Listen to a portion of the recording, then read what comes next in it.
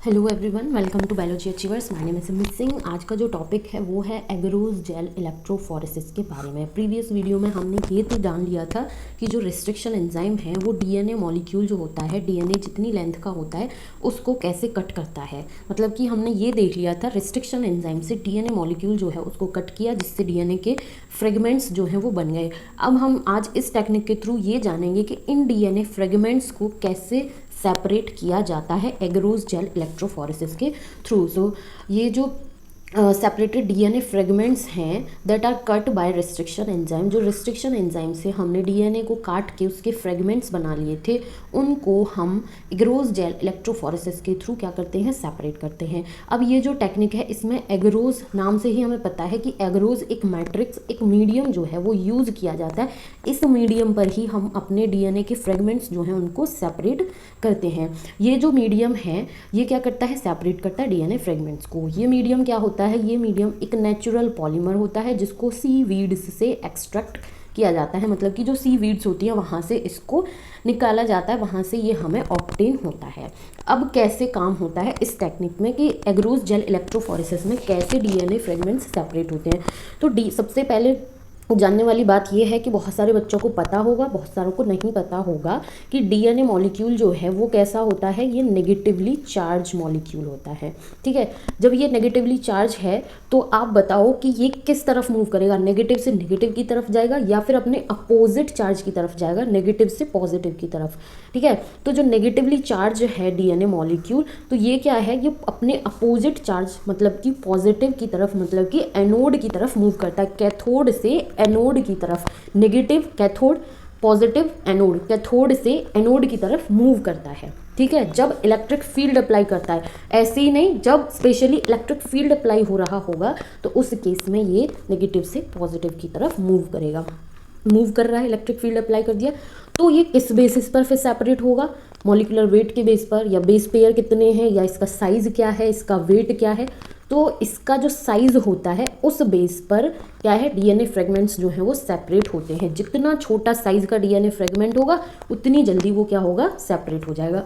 So DNA is negatively charge molecule move towards the anode positive in an electric field.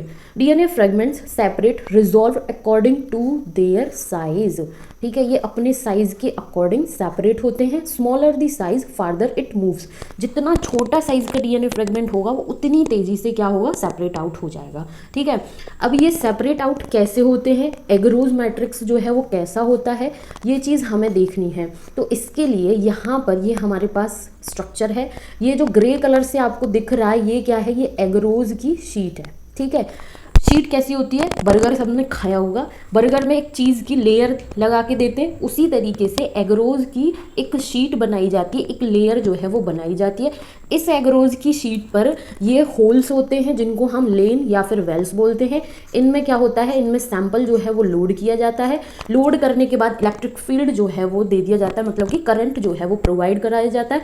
जैसे ही इसमें current provide कराया जाता है तो डीएनए जो है वो नेगेटिव से पॉजिटिव की तरफ मूव करने लगता है। और किस बेसिस पर, साइज के बेस पर, कि जो छोटे साइज के डीएनए फ्रेगमेंट्स होंगे वो जल्दी मूव कर जाएंगे। ठीक है, और जो बड़े साइज के डीएनए फ्रेगमेंट्स होंगे वो धीरे धीरे मूव करेंगे। जैसा कि डायग्राम में आप देख सकते हैं कि ये सबसे छोटे साइज के डीएनए फ्रेगमेंट्स थे जो कि सबसे जल्दी, सबसे फास्ट सेपरेट हो गए। जो बड़े साइज के डीएनए फ्रेगमेंट्स थे वो धीरे धीरे मूव करके सेपरेट हो रहे थे। सो इस तरीके से ये सेपरेट होते हैं।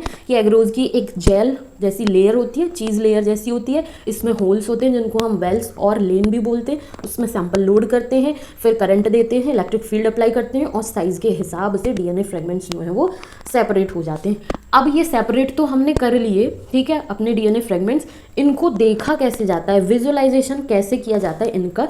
तो विजुअलाइजेशन के लिए क्या है कि ये जो सेपरेटेड डीएनए फ्रेगमेंट्स वाला पूरा मटेरियल था, इसको सबसे पहले हमें एक कंपाउंड से स्टेन करना पड़ेगा। उस कंपाउंड को हम इथिडियम ब्रोमाइड बोलते हैं। जब हम इथिडियम ब्रोमाइड से इसको स्टेन कर लेंगे, इसको रंग देंगे, ठीक है, तो उसके बाद इसको हम यूवी रेडिएशन, जो यूवी लाइट होती है वहाँ पर रखेंगे सैंपल को ऐसे।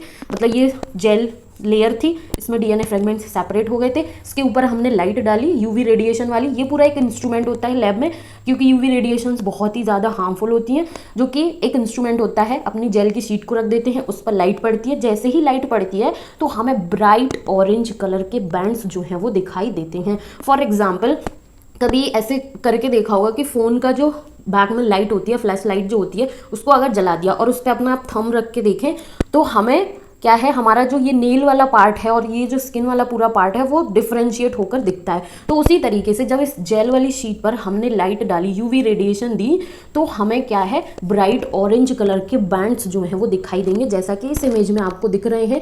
ये ब्राइट ऑरेंज कलर के बैंड्स जो हैं वो दिखाई देते हैं। ठीक है, तो ये था सिंपल सा एगरोस जेल इलेक्ट्रोफोरेसिस की। एगरोस की एक हम लेयर बनाते हैं, इसमें होल्स होते हैं, उसमें सैंपल लोड करते हैं, उसके बाद इसमें करंट देते हैं, करंट के बाद डीएनए फ्रेगमेंट्स अपने साइज के हिसाब से सेपरेट हो जाते हैं। जितना छोटा मॉलिक्यूल होगा, साइज फ्रेगमेंट होगा, उतनी जल्दी वो सेपरेट हो जाए। इसके बाद इसको हम स्टेन करते हैं, किससे, इथिडियम ब्रोमाइड से।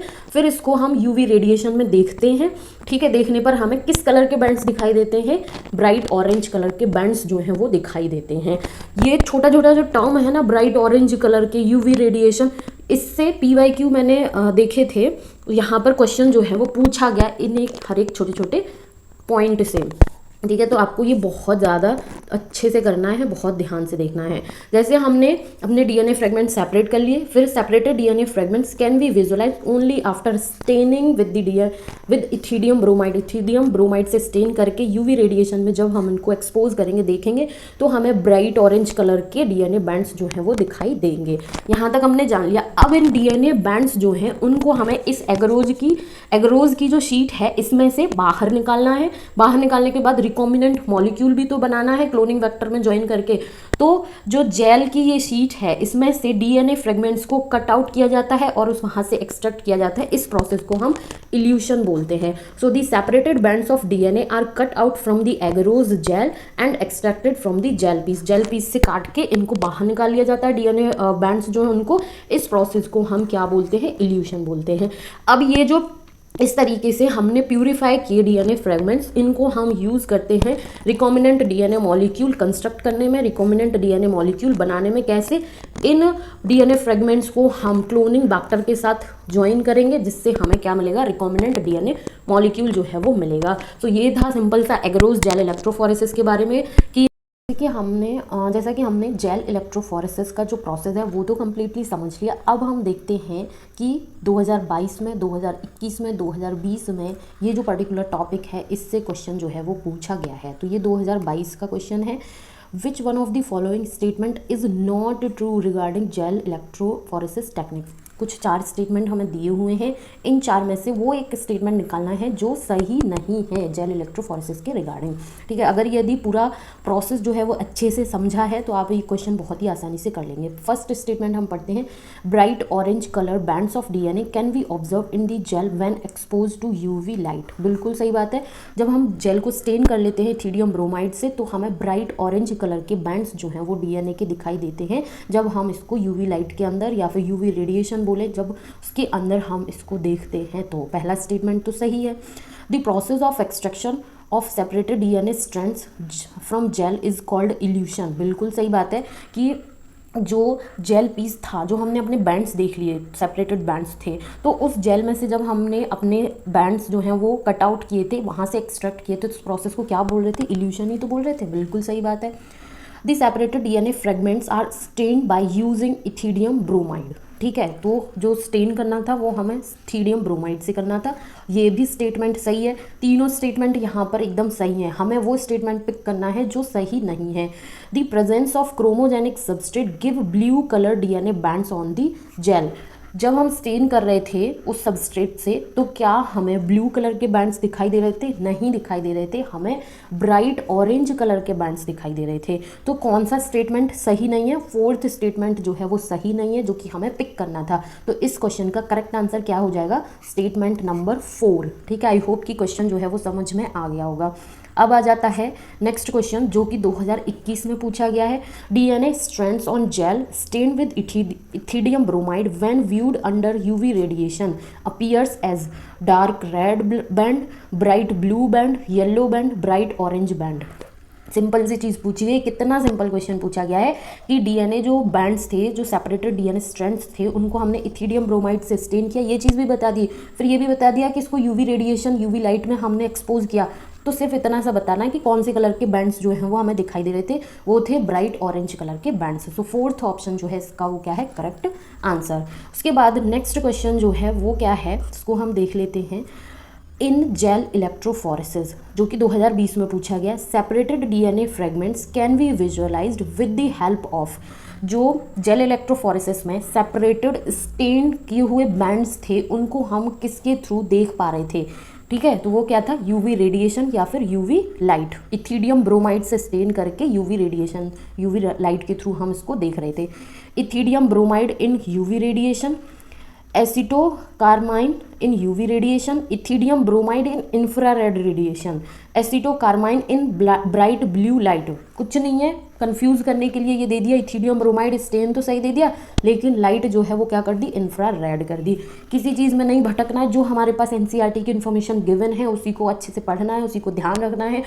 स्टेटमेंट तो बनाए जाएंगे कुछ ना कुछ इधर उधर ऊपर नीचे करके, तो इसका करेक्ट आंसर क्या हो जाएगा, इथिडियम ब्रोमाइड इन यूवी रेडिएशन। सो इसका फर्स्ट ऑप्शन क्या है, वो है correct answer. So I hope कि ये पर्टिकुलर जो टेक्निक है agarose gel electrophoresis with PYQ अच्छे से समझ में आ गया होगा। अगर यदि कोई डाउट है तो प्लीज़ कमेंट सेशन में ज़रूर कमेंट करना, और कंटेंट हेल्पफुल रहता है, सीरियसली हेल्पफुल रहता है, तो प्लीज़ चैनल को एक बार लाइक ज़रूर करना वीडियो को, और चैनल को एक बार सब्सक्राइब ज़रूर करना, please please. Thank you so much for watching.